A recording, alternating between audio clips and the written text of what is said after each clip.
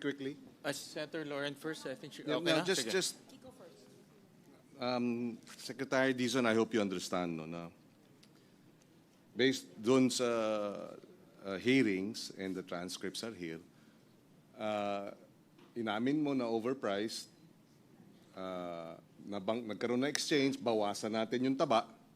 Sinabi mo, yes, bawasan natin yung taba dahil nga yung taba na yun yung overpriced patong, may tongpats Pero ngayon, babalik ka sa amin at sasabihin, huwag nyo nang bawasan yung taba.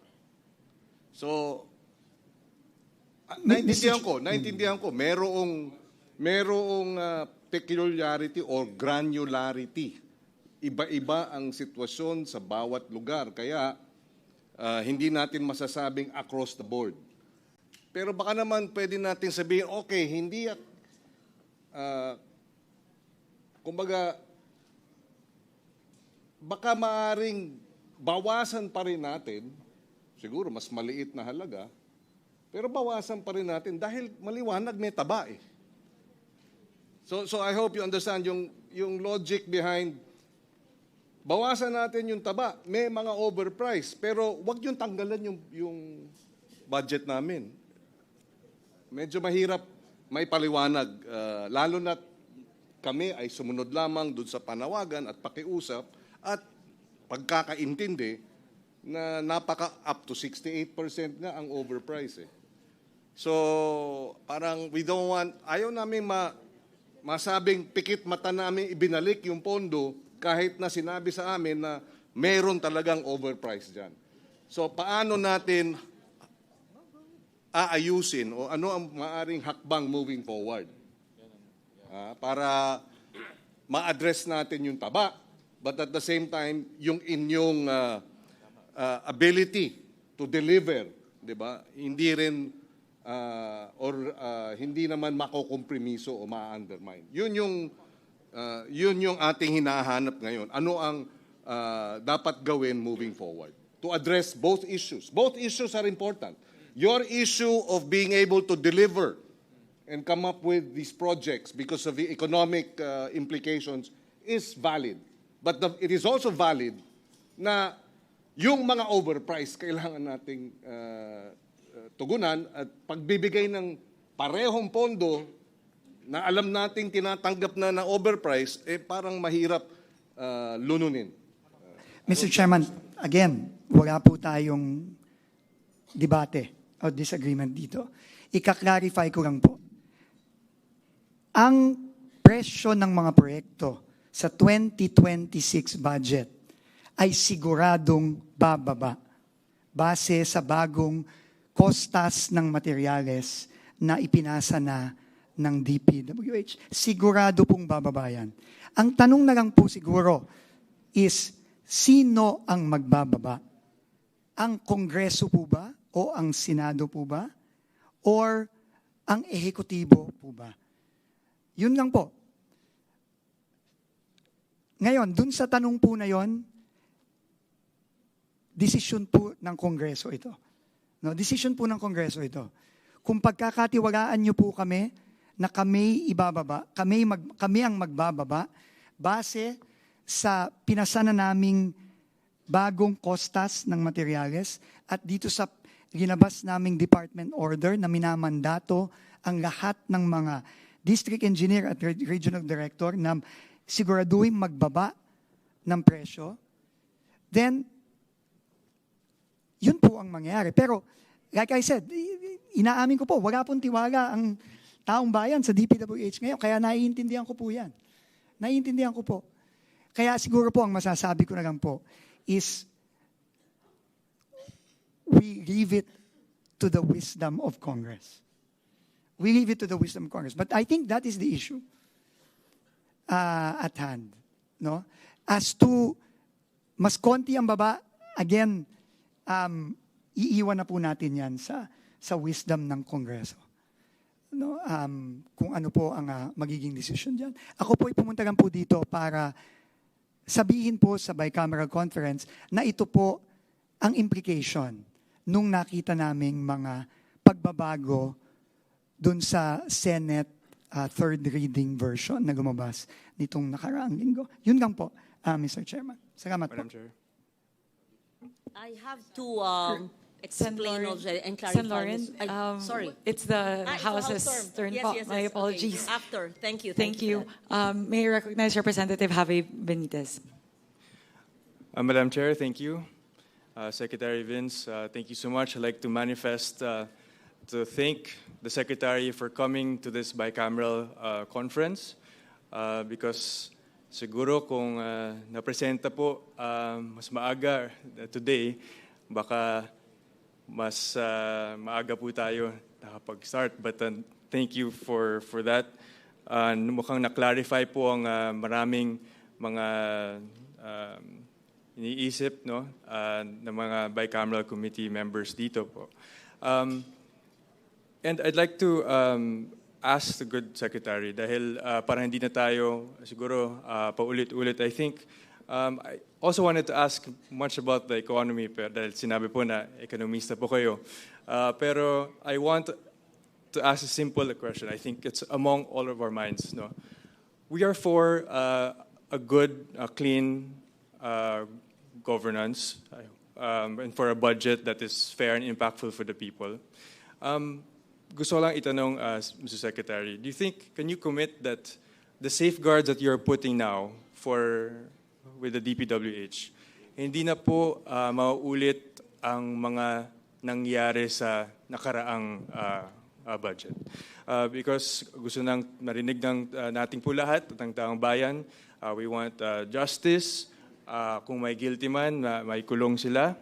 And we also want long-term solutions. No? So with this in place, do you think, good Secretary, hindi na mauulit ang mga dati pong nangyari for the next year and the next years ahead? Ulitin ko po yung sinabi sa akin ng Pangulo. Hindi na pwede yung nakaraan, yung kalakaran ng nakaraan, hindi na pwede yung dating gawi. Kailangan baguhin natin ang sistema sa DPWH. At yan po ang ginagawa natin ngayon. Sinimulan po natin dito sa pagbaba ng presyo ng mga cost of materials. Sinundan po nung ginaunch ng Pangulo ang Transparency Portal. At marami pa pong mga ibang reformang parating. So, masisigurado ba natin na mawawala na kung may sagawa po natin ang mga lahat ng mga reforma with the support of Congress, mangyayari po yan. Pero ito po ay proseso. This will not happen overnight. This will not happen overnight. This is a process of reform, of change that needs to be relentless, that needs to be consistent. No, there is no silver bullet.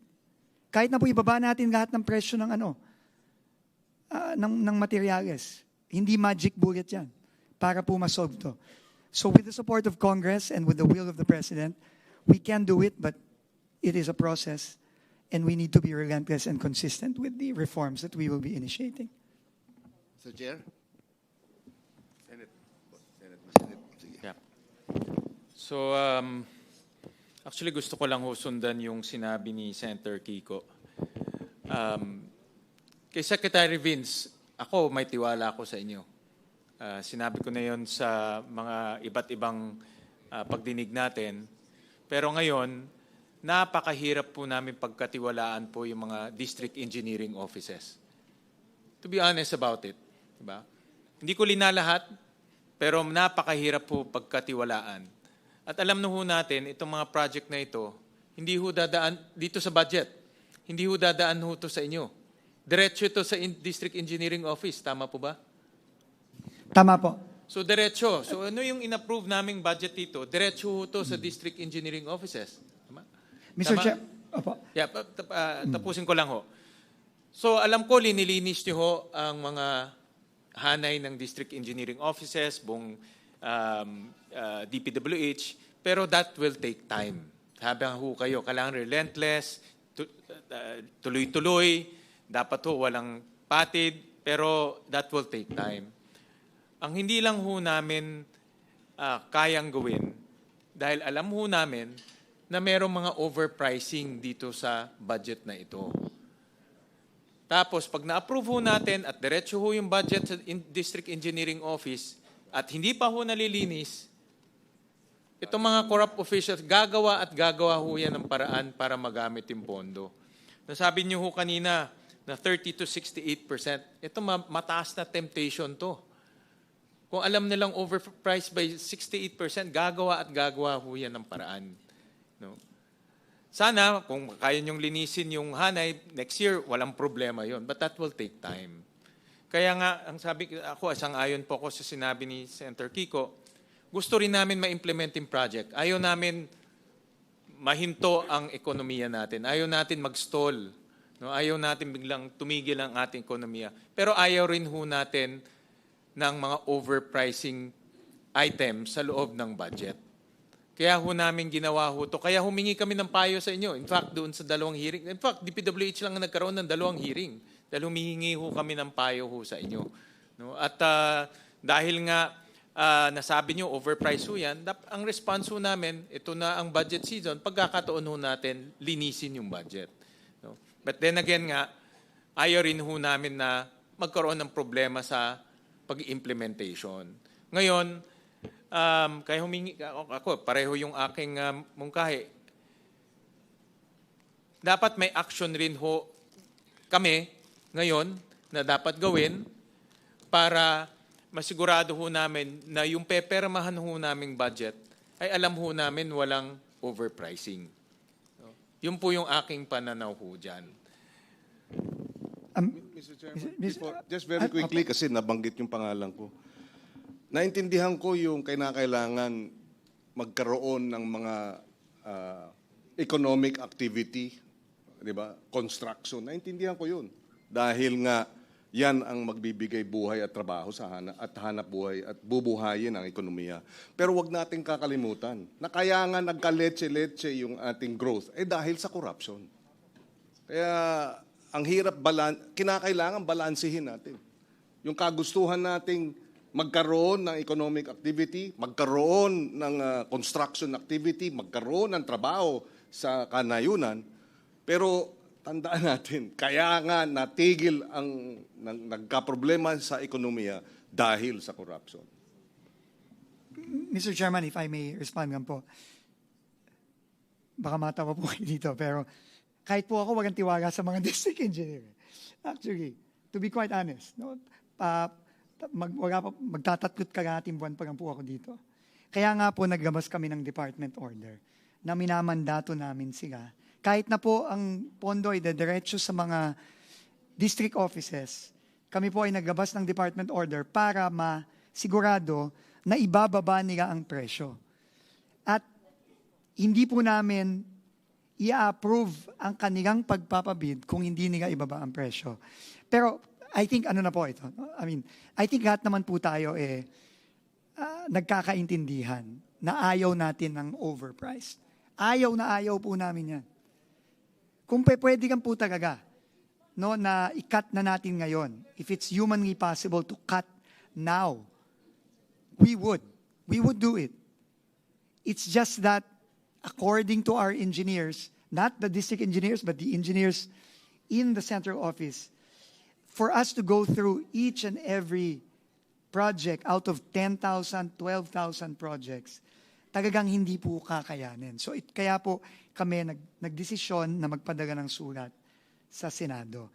Pero again po, ulitin ko, we will leave it to the wisdom of the Senate kung paano po mag-resolve ito. Salamat po. I would now like to recognize Representative Pepito Alvarez.